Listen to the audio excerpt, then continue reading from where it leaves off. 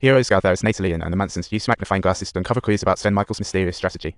Meanwhile, Creston, like a social butterfly, relies on friends to maintain his public image, even as he faces serious legal challenges. A true game of interpersonal. These tangled relationships make the case head spinning, transcending simple right and wrong, and when Creston asks if Little V is willing to testify, he immediately says in reality, he's eager to sing Creston's praises, but when Creston asks him to discuss Natalian, Little V starts to hesitate. Faced with Creston describing Natalian's threats to him and his family, Little V hesitates, feeling like he's being asked, have you seen aliens? Creston reminds Little V that he just detailed those things in the video, and he argues that those were merely things Creston told him. He certainly doesn't want to admit in court that Creston reluctantly understands, even though he doesn't want to ask Little V to do anything uncomfortable. However, his tone clearly reveals disappointment. The next day, they obtain chat records from social media, and the lawyer tells Creston and Mike that the content is jaw-dropping, which Terence is more than happy to interpret. The records showed that the Barnard couple used a ton of rude and insulting language when referencing Natalian, and Terence explained that this is simply the most shocking evidence of his career. Michael protested, this isn't fair, I didn't even know that was a bad term. He even asked Creston, did you know? Terence pointed out that Michael referred to Natalian as that thing, while Creston shook his head in disbelief. As Creston laid down a stack of documents in the comments, he argued, people tend to say nasty things when they are hurt. After all, Natalian is quite the bully. Terence said that the issue wasn't what they said, but rather that they didn't inform the legal team about it, especially with the trial starting tomorrow. Talk about being in a pickle. At this very moment, Natalian is engrossed in checking the records on social media, her heart filled with a myriad of emotions, and she offers her commentary on whether the degree of provocation conveyed by those words is precise. Is it correct? This is practically a millennial riddle. Is it correct? This is practically a millennial riddle. Is it correct? This is practically a millennial riddle. Is it correct? This is practically a millennial riddle. Is it correct?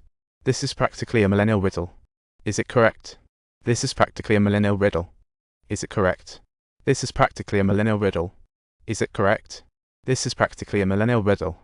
Is it correct? This is practically a millennial riddle. Is it correct? This is practically a millennial riddle. Is it correct? This is practically a millennial riddle. Is it correct? This is practically a millennial riddle. These questions will haunt them forever. Fighting with Creston is like waking a sleeping dragon.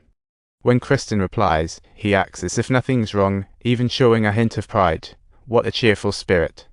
Creston believes he's protecting the family, but Mike can't help but chuckle, prompting Creston to angrily question, what's so funny? Under Creston's pressing, Mike reveals that Terence once mentioned he might offer him immunity from all charges if he was found not guilty. Creston presses Mike on what he would do, and he evasively replies, let's save that question for later. Creston keeps the pressure on, hoping to make Mike realize he doesn't want to go to jail, knowing he wants to be with his new family, yet he doubts Mike really wants him to take the fall. Creston asks Mike, can you accept the idea of our kids growing up without a mom? To this moral dilemma, Mike hesitates and replies, I don't know. To ease the tension, Creston introduces Mike to the kids, explaining that his trial is starting tomorrow and they have things to discuss. The kids see Mike and are surprised at how tall everyone's gotten. Creston lets Mike go upstairs first while he talks to the kids. Ethan reminds Mom that he once said Mike hurt him, to which Creston replies, Mike is on meds now, very harmless. Wesley bluntly states he doesn't want to see Mike at all until Mike realizes Creston's questions are getting frequent. Creston immediately fires back, unable to believe Mike would question him, retorting, who sent Natalian to Larquin? Michael responds passionately, I did this all for you. While Creston insists he lower his voice so as not to scare the kids. Mike states that he did all this because he believed Creston was right. However, after realizing the possibility of it all being true, he falls into a state of panic. Creston tries to calm him down, and once he settles a bit, he tells him that it's Natalian lying. Creston admits that things are tough and understands Mike has been suffering, but he still wants to remind him, you're still a good person.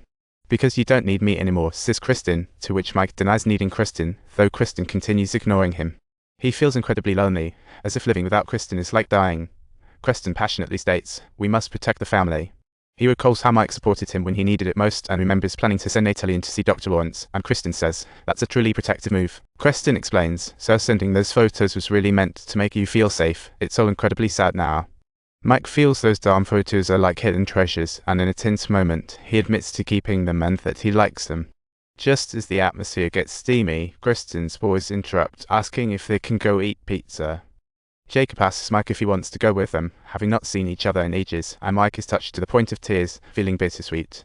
Mike shocked by the news on his phone. Terence says Natalian's birth mother submitted hospital birth records proving she was born in 2003. Terence warns that this could be deadly evidence, and when asking Mike about considering immunity, Mike ultimately agrees to remember the immunity principle if things go south. Singsa and her husband worry about how this news will affect Natalie, and Singsa thinks they shouldn't tell her to avoid her flying straight to Ukraine. However, when they see Natalie, she has read the news and says it benefits the case. Back home, Mike tells Jennifer she accepted Terence's immunity. Tomorrow's trial is set to attract big international attention, with news reporting on this unusual adoption case piquing everyone's curiosity. Outside the court, media reporters and spectators scramble to cover the story, and the prosecutor states that in light of these breaking news, she requests a postponement of the hearing. Terence strongly opposes it, playing the role of a justice knight, resisting this unexpected disruption.